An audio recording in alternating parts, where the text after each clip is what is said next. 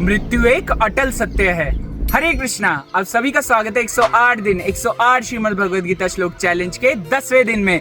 तो आइए साथ में मिलकर हम श्रीमद् भगवद गीता के दूसरे अध्याय के 27वें श्लोक का उच्चारण करते हैं। जातस्य हि ध्रुवा मृत्यु ध्रुवम जन्म मृतस्य च तस्मादपरिहार्यर्थे न त्वं शोचितुम् अर्हसि। अनुवाद: जिसने जन्म लिया है उसकी मृत्यु निश्चित है और मृत्यु के पश्चात पुनर्जन्म भी निश्चित है, अतः अपने अपरिहार्य कर्तव्य पालन में तुम्हें शोक नहीं करना चाहिए। आशा है कि आप अब तक समझ गए होंगे कि हम आत्मा शाश्वत हैं और हमारा नहीं बल्कि इस देह का जन्म और मृत्यु होती है। जातस्य ही ध्रुवा मृत्यु, यानी जिसका जन्म हुआ है उसकी मृत्यु निश्चित है।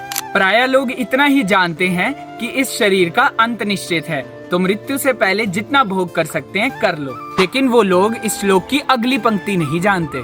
ध्रुवम जन्म मृतस्य च, यानी मृत्यु के बाद पुनर्जन्म भी एक तथ्य है, यानी कि हमारी अगली देह इस जन्म के कार्यों पर निर्भर करती है। यदि हम अपने कर्तव्यों को त्याग कर भोग करेंगे तो हमें अगली देह भोग योनि मिलेगी, जो कि 80 लाख भोग योनियों यानी पशु पक्षियों में से एक हो सकती है। यदि हम अपने निर्धारित कर्मों को करते हैं तो हमें और भी बेहतर देह यानी कि मनुष्य, देवताओं या वैकुंठ वासियों में से भी एक मिल सकती है। इसीलिए भगवान कृष्ण अर्जुन को कह रहे हैं कि अपने क्षत्रिय के निर्धारित कर्म करो। कुरुक्षेत्र का युद्ध भगवान कृष्ण की इच्छा है और वो टल नहीं सकता, और ना ही अर्जुन के कुटुंब के लोगों की मृत्यु टल सकती है। इसीलिए अर्जुन अपने कर्तव्यों को बिना शोक और भय के करो।